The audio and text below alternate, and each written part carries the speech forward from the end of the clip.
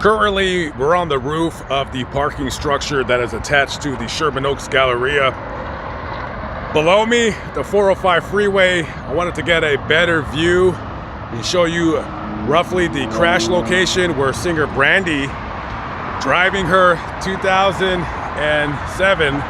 Land Rover, not paying attention to where she was going, struck somebody from behind, ultimately killing them. If you live in Los Angeles, this is a very important freeway. This is the 405. It runs north and south. The part with all the traffic, that's southbound. That's going towards the west side of Los Angeles. The northbound right here, it's gonna be going up towards the valley, and then eventually you'll jump on the 101 and merge with the 5 and whatever. This freeway normally does have quite a bit of traffic. It's actually moving really good right now. So we're gonna go back to December 30th of 2006. So at the time, Brandy Norwood, who sings quite a few songs that you probably heard on the radio back in the early mid-2000s, late 90s. She's also the star of the television show Moesha. I did a video about a co-star that died in a car accident not too long ago. So she's driving northbound on the 405 freeway right here. And she's doing 65 miles an hour. What she doesn't realize is that traffic has started to back up. Now, the reason why she doesn't realize this is because she's not paying attention, because she's probably playing with her phone. Now, I'm gonna have to apologize because I'm probably gonna get a couple things wrong in this part of the video, because you cannot read one article without the next article being slightly different. I can't even get the facts straight on if Brandy Norwood hit the woman from behind, if she was in that car or she was in another car, but this accident involves 4 vehicles. So Brandy Norwood driving her 2007 Land Rover right behind me, just like that. She slams into the back of a vehicle that would then be slammed into a third vehicle that would be pushed into the center divider of the freeway, and it was hit broadside by a 4th vehicle. So now you have 4 vehicles in this accident. Now, the vehicle that Brandy hits from behind is being driven by a woman named Mallory Ham. Because of the force of the impact from Brandy hitting her, she hits a 3rd vehicle. And that vehicle is being driven by a woman by the name of Awatef Abudajaj. So Abudajaj, she's in the car, and she's either with 1 or 2 of her kids. That car pushes her into the center divider, right over there, right onto the center divider. And then a 4th car comes and just hits it broadside. At the time of the accident, a man had stopped to see the accident, and according to him, Brandy Norwood was visibly upset and she was freaking out. She is running up and down. And mind you guys, even though this accident has happened, you're gonna have a lot of gawkers, a lot of looky-loos, but people are still trying to get through the accident because they're trying to get home and they're trying to get to work. This is 10:30 in the morning. It's not rush hour, but out here in Southern California, even if it's 10:30, 11 o'clock, there's always an excuse for traffic. She's freaking out. She's running up and down, almost getting hit by other vehicles. The guy, people are honking at her, get the hell out of the road, you weirdo, nutcase, nut job, all this and that. She is tripping out. She's saying, oh my God, it's my fault, I caused this. Oh my God, it's my fault, I caused this. Finally, the police came, CHP come. CHP, I believe they are the law enforcement agency that handles all traffic-related matters that occur on California highways. So they come to the scene and they start investigating it. While they're doing that, ambulance comes, and sadly, Miss Abudajaj, who was taken to a local nearby hospital, she would later succumb to her injuries. So now she's dead.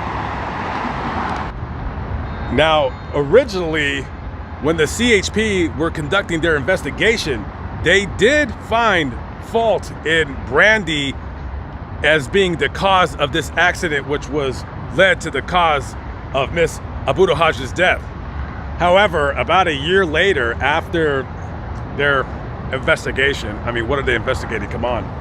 So they found that even though the investigating agency believed that she was at fault, and they did suggest to the prosecutor that she be charged with 1 count of vehicular manslaughter, the prosecutor in the case, they declined to file charges.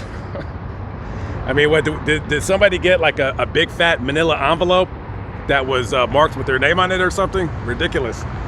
So they said basically that they didn't want to take it to trial because they felt that they could not prove without the shadow of a doubt, beyond a shadow of a doubt, that Brandy caused the accident due to negligence, whether she was distracted, whether she was on the phone, she was texting, checking her likes on Instagram or whatever.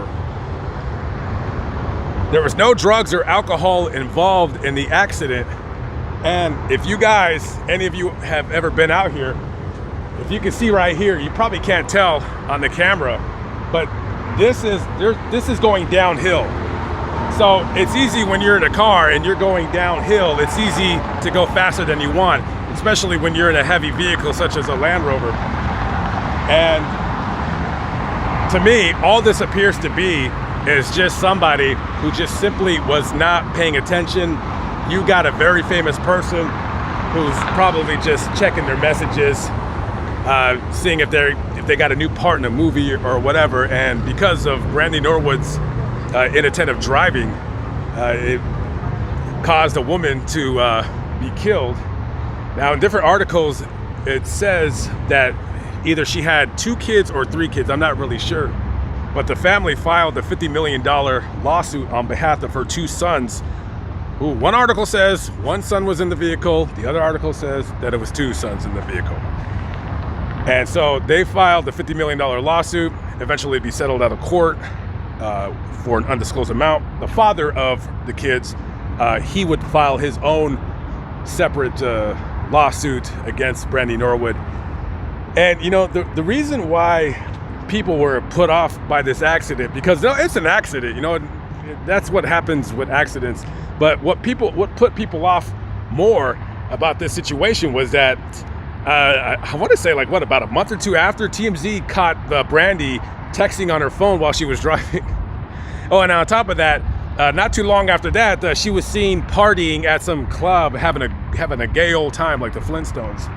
And you know, you just kind of caused the accident where a woman lost her life. But at the end of the investigation by CHP, they discovered that Miss Abu Hajj had actually accidentally rear-ended the car in front of her, and then that pushed the cars.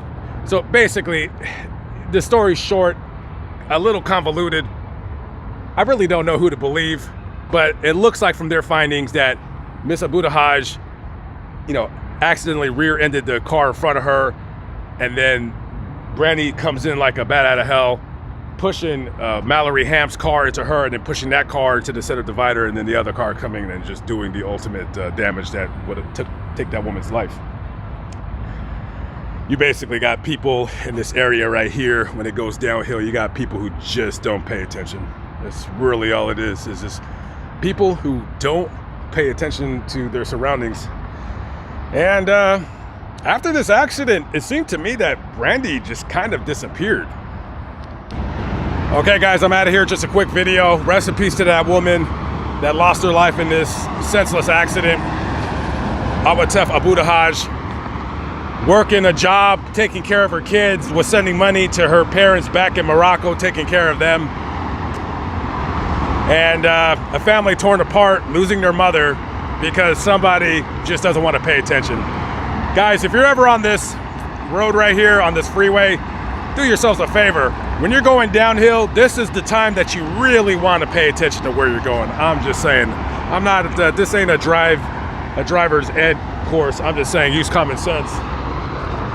At large. See you on the next video. Peace out.